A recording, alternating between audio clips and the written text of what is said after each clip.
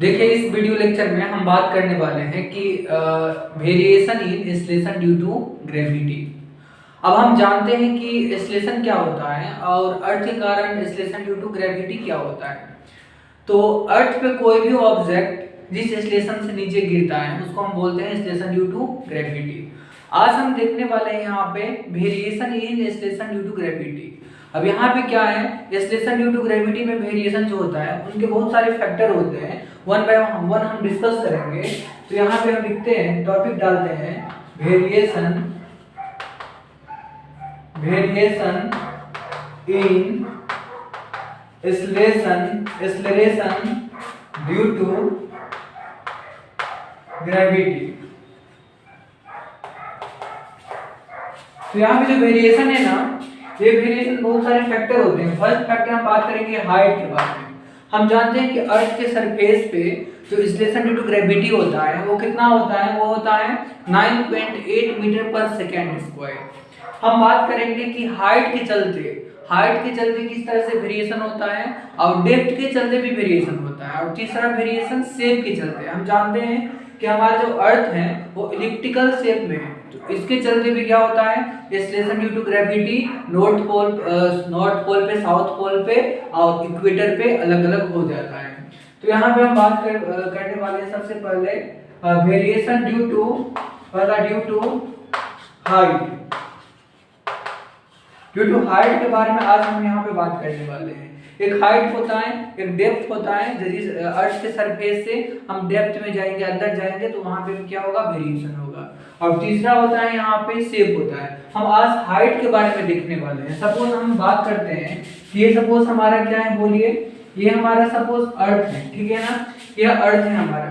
हम मानते हैं कि एक बॉडी है जो सपोज वाले मानते हैं कि ये सरफेस पे है, ये अर्थ सरफेस पे है, ठीक है ना, ये अर्थ सरफेस पे है और अर्थ का रेडियस कितना है, r e हम मानते हैं। तो यदि अर्थ के सरफेस पे है ये बॉडी, उस कंडीशन में क्या होगा, यहाँ पे यदि बॉडी का मास स्मॉल m मानते हैं और इस अर्थ का मास हम कैपिटल M E मानते हैं, मास ऑफ अर्थ, तो यहाँ पे क्या हो जाएंगे, हम जानते हैं कि सिंपली फोर्स तो लगेगा gravitational force between object and earth. ये जो ग्रेविटेशनल फोर्स हो जाएंगे वो Fg क्या हो जाएगा, Fg हो जाएगा Gm1m2 बाय r स्क्वायर, होता है ये।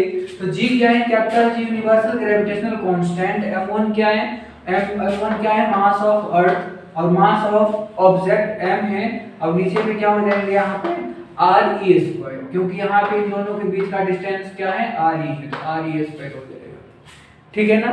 तो सिंपली हम बात करते हैं जब ये सरफेस इसके जस्ट सरफेस पे, तो Gm1m2 बाय r स्क्वायर। अब यहाँ पे बात करते हैं, हम जानते हैं कि ये मास यदि m है और ये re है, कुछ हाइट पे इसका जो एक्सेलरेशन होगा वो होगा m into G. m into G इसलिए होगा क्योंकि यहाँ पे acceleration due to gravity just surface पे, मान लीजिए सरफेस है और सरफेस से कुछ हाइट तक क्या होता है, ये g हम कंसीडर करते हैं एक्सेलरेशन ड्यू टू ग्रेविटी। अब इसको हम कांस्टेंट मानते हैं, तो यहाँ पे क्या करेंगे, हम mg यहाँ पे पुट कर सकते हैं। fg यहाँ पे क्या हो जाएंगे, fg यहाँ पे हो जाएंगे fg इक्वल टू हम लिख सकते हैं mg। fg यदि mg लिख सकते हैं तो fg के बदला में हम पुट करेंगे, तो mg इक्वल टू क्या हो जाएगा, gm1m2 by r square, gmem by re का स्क्वायर। तो यहाँ पे ये चीज हो जाएगा। इसको हम इक्वेशन नंबर 1 मान लेते हैं, ये फर्स्ट कंडीशन था।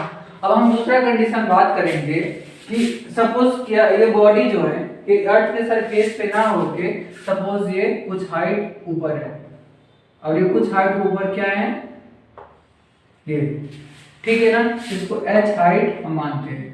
ये थोड़ा सा डिस्टेंस नहीं है जिसको हम इसको हटा सकते हैं, इग्नोर कर सकते हैं। हम मानते हैं कंसीडरेबल यहाँ पे हाइट है, इसको हम कंसीडर करेंगे, ज्यादा हाइट है यहाँ पे, तो यहाँ पे हम मानते हैं m e और यहाँ पे स्मॉल m है इसका मास। इस सिचुएशन में क्या होगा, इसका जो फोर्स लगेगा इस पे F G डैश अलग लगेगा फोर्स, और ये F G डैश अलग लगेगा। अब ये हो जाएंगे m इंटू जी डैश यहाँ पे।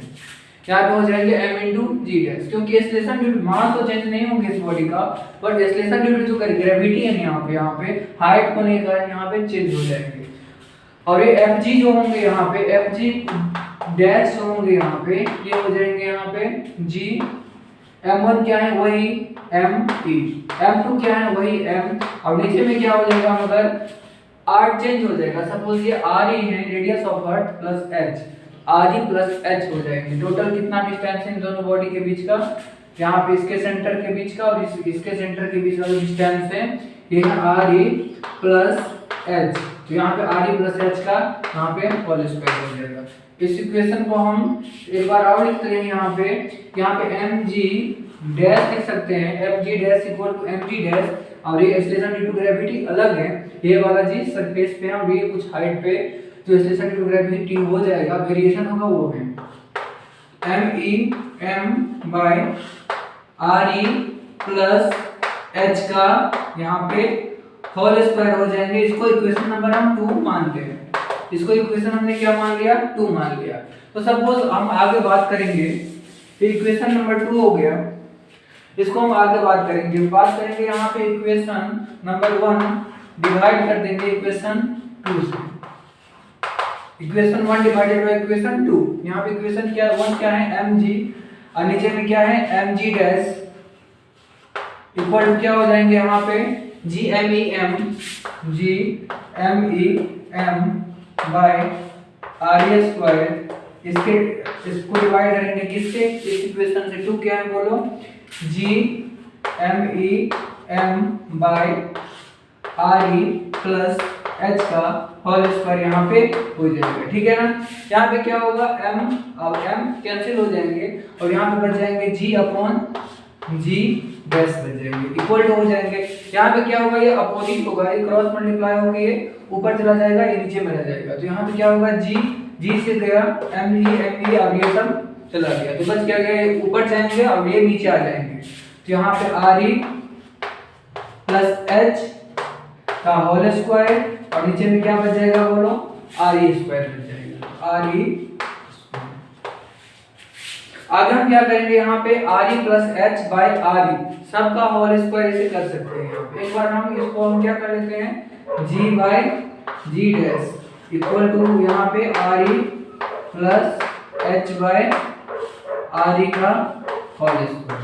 तो यहाँ पे हम इसको ये लिख सकते हैं, ठीक है ना, यहाँ पे हम इसको ये लिख सकते हैं। तो अब आगे हम यहाँ से करते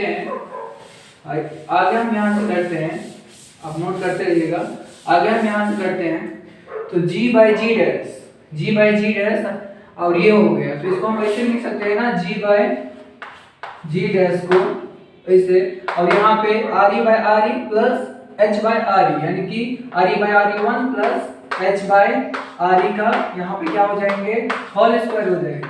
ठीक है ना, एक बार हम इसको अपोजिट उल्टा करते हैं इसको, तो ये भी उल्टा हो जाएगा। एक बार हम इसको उल्टा करते हैं, g डैश ऊपर ले जाते हैं और g को नीचे में रखते हैं, ये क्या हो जाएगा बोलो, ये हो जाएगा 1 प्लस h बाय re का होल पावर -2 हो जाएंगे, क्योंकि इसको मैं उल्टा किया ये 1 बाय हो जाएंगे, ऊपर जाएंगे माइनस हो जाएगा।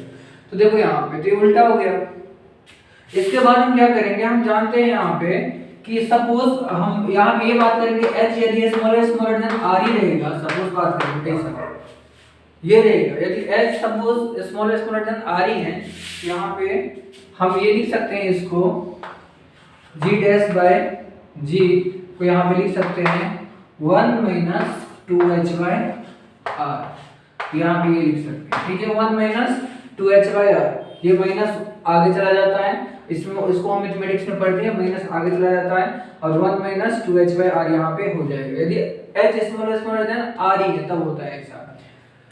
तो आगे और हम देखते हैं, इनको फर्दर देखते हैं किस तरह से यही वेरिएशन क्या होगा g डैश में। यहाँ पे g डैश यदि हम लिखेंगे तो g डैश हो जाएगा g into 1 minus 2h by r, 1 minus 2h by r यहाँ पे ये हो जाएगी। ठीक है ना, g dash equal to g into 1 minus 2h by r।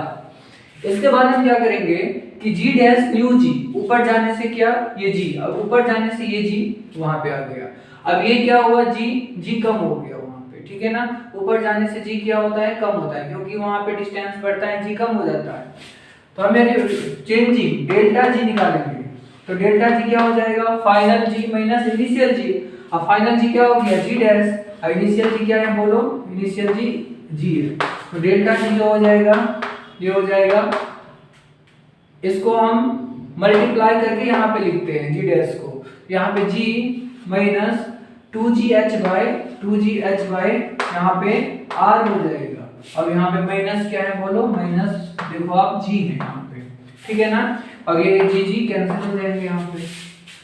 तो यहाँ पे डेल्टा जी जो बच गया ना, डेल्टा जी इक्वल टू क्या, चेंजिंग जो हुआ ना माइनस 2gh बाय r। अब इसको हम परसेंटेज चेंजिंग निकालेंगे, तो हम जानते हैं कि डेल्टा जी बाय जी इंटू 100 या परसेंटेज चेंज ही होता है, परसेंटेज चेंज, इसको हम परसेंटेज में लिख सकते हैं, परसेंटेज चेंज। ये परसेंटेज चेंज जो ग्रेविटी में होता है, स्टेशन ड्यू टू ग्रेविटी में, ये हो जाएगा माइनस यहाँ पे 2gh बाय r, और नीचे में क्या हो जाएंगे, जी कैंसिल हो गया। तो परसेंटेज चेंज कितना हो गया, डेल्टा जी बाई जी कितना हो गया, यहाँ पे देखो डेल्टा जी बाई जी यहाँ पे हो जाएंगे, डेल्टा जी बाई जी हो जाएंगे यहाँ पे 2h बाई r, क्या हो जाएंगे माइनस 2h बाई r। तो ये एक फॉर्मूला होता है, delta G by G equal to minus 2h by r। ये परसेंटेज में आपको दिया जाता है, इतना परसेंट चेंज हो रहा है। तो सिंपली आप क्या करोगे, यहाँ पे हाइट कितने हाइट पे और ये रेडियस, ठीक है ना, इसको आप पुट करोगे तो इसका वैल्यू निकल जाता है, परसेंटेज चेंज का वैल्यू आप निकाल सकते हो। बट यहाँ पे याद रखना है कि h जो होता है ना और r जो होता है ना, तो h एकदम स्मॉल होने चाहिए कितने से, r से। तो h कम से कम r का 5% होनी चाहिए, तभी हम यूज करते हैं। यदि h मान लो बहुत ज्यादा हो जाएंगे तो ये फार्मूला तब हम यूज नहीं करते हैं, तब सिंपली हम ये वाला फार्मूला यूज कर सकते हैं वहां पे, ठीक है ना। तो ये वीडियो यदि आपको ये समझ में ना आए तो आप कमेंट कर सकते हो यहाँ पे, और इसको आप लाइक कर सकते हो, आप यहाँ पे आप सब्सक्राइब कर सकते हो। अब इस तरह के वीडियो हम आगे और भी डिस्कस करेंगे, और हम देखेंगे कि डेप्थ के कारण मैग्नेटिक फील्ड के ग्रेविटेशनल स्टेशन टू ग्रेविटी जो होता है वो किस तरह से वेरिएशन होता है, और शेप के कारण भी किस तरह से वेरिएशन होता है। Thank you.